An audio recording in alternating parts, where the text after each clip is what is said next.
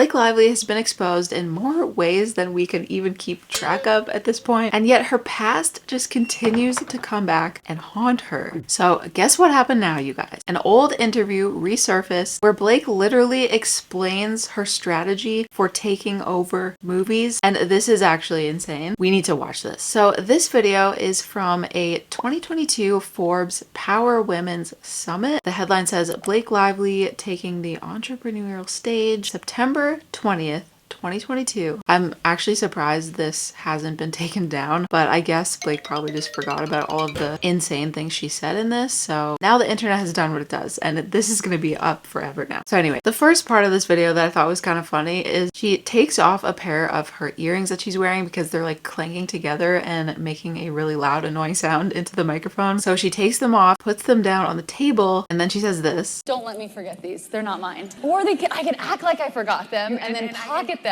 Anyway, I'm also a criminal. Calls herself a criminal. That's fitting for what's going on right now. Then she starts talking about successes and failures. I think you always learn more from your failures than you do your successes, but then there are also red flags. And this applies to filmmaking, to everything. The times where people ignore the red flags and say, let's just keep pushing, those are the times where you fail. You always learn more from your failures than your successes. Sure, I would agree with that. So maybe she can learn something from this lawsuit that it's looking more and more every day like she's gonna lose. Also, talk about ignoring red flags.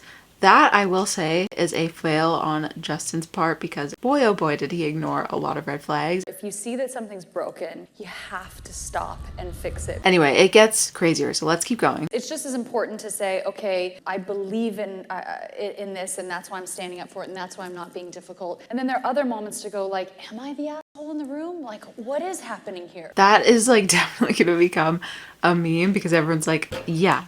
You are, Blake. Does she ever actually think that about herself though? Because I find it interesting that she has the awareness to think that sometimes you can have that thought, but then it doesn't seem like she ever had that thought about herself with everything that happened between her and Justin and the whole It Ends With Us movie. Congrats on your little bump. Congrats on your little bump. But let's keep watching. This is crazy. And if you were fair with yourself and really checking yourself, because I find that sometimes you can go the other way and be like, no, I'm standing up for what I believe in, but then you just end up being difficult. Yeah, sometimes you just end up being difficult. And now I'm just having flashbacks to that one part in Justin's complaint where they say difficult proved to be a gross understatement because he had heard that she has a history of being difficult to work with. So this is just very telling. From over 2 years ago, this clip now coming out, and she's saying these things. You can't make it up. Then she brings up Beyonce for some reason. I don't know. Also important to surround yourself with people who feel like they have a voice. I think Beyonce really helped us, like all of us Virgos. You're like, see, she's a Virgo and she works hard and cares about details. I suddenly got to reclaim Virgo-hood thanks to Beyonce. So thank you, Beyonce. I mean, at least she's remembering to thank Beyonce. Wouldn't want something to happen to her, but I don't know if I'm allowed to say that. It's a joke.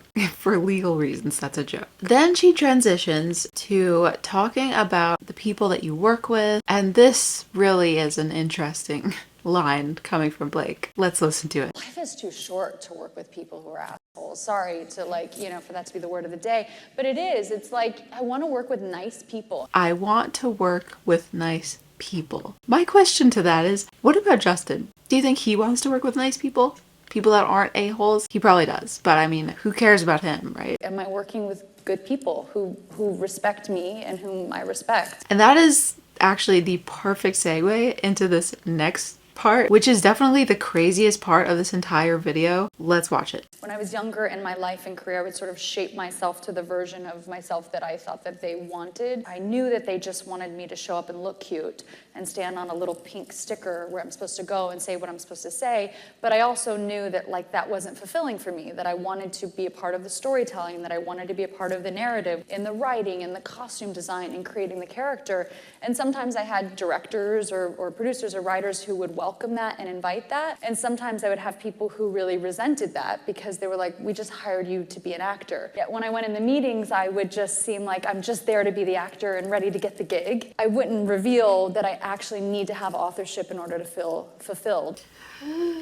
She really said that. She really said that. And just wait, it goes further. So I think that for them, sometimes that might have felt like a rug pull because you're like, you're trying to assert yourself into something that we didn't hire you to do. And so it was a really strange position to be in, because I felt like I don't want to just like be an actor. Are we hearing this right now? Because this is crazy. She's explaining that she will go into a gig she's hired to act in, and then later reveal that she actually needs all this other stuff for her to be fulfilled. And then she's like, sometimes that feels like a rug pull to people. Yeah, duh. Like, obviously people don't want to be manipulated and bullied out of their own movies. I want to have more authorship. I think that it's about, knowing what I want and what I need, and representing that from the outset, versus just like trying to get the job and then, once you're in it, sort of revealing the scope of your sort of needs to be, fulfilled. She's going on such a long tangent. I feel like she's trying to make it make sense, and it doesn't make sense. It's one thing to want to be fulfilled by your work and what you're doing, but that's why you accept the jobs that are fulfilling to you. You don't go in and you're like, yeah, I'm gonna just be an actor and that's cool with me, and then later force your way in to the production like she did with It Ends With Us. There's just such a disconnect here. It's crazy, you guys. But it's hard because you feel so replaceable. It's tricky,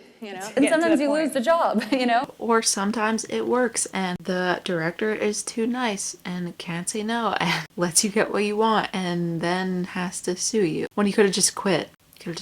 It's actually shocking. She's literally explaining her strategy, and now we've seen it actually take place. What the heck is going on? But lastly, the interviewer asks her about family and her kids, and she brings up an interesting piece of context about her mom. So let's hear what she says. My family is the most important thing to me, and they always have been. I grew up in a family of 5, and my mom is the hardest working person I've ever met. She doesn't take no for an answer, which is her greatest strength, but also her greatest weakness. Like, there's no boundaries whatsoever. Sound familiar? Doesn't take no for an answer. There's no boundaries whatsoever.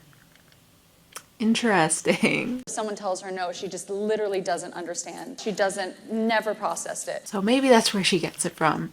I mean, hate to badmouth Blake's mom because I don't know the woman. Very interesting piece of context that she didn't need to bring up, but did. But yeah, that's kind of the end of the whole interview. I think there is so much there that is so telling on top of what we already knew about Blake, what Justin's revealed, what she's revealed herself. We were very intentional in the making of this movie. Meanwhile, grab your friends, wear your florals, and head out to see it. This is Brittany's Versace dress. And my hair care company, Blake Brown. My goodness gracious. That's a good boy. Like, there's so much out there now. But this actually might be the craziest part, because she's telling everyone her strategy, how she takes over projects that she's not supposed to have a right to do. Like, it's just madness. So that is the most recent Blake Lively update I have for you guys. Just another day, another piece of the Blake Lively onion that has gotten peeled back, and I'm sure it's not going to end there. Whatever happens next, I will continue to keep you guys updated. Definitely leave a comment down below and let me know your thoughts on all of this craziness, especially this new video that just resurfaced. Make sure to subscribe to the channel if you're not already. Give the video a thumbs up if you enjoyed it. Thank you so much for watching, and I will see you in the next one. Bye. Collaboration is so important. I'm not the type of actor who can act without producing,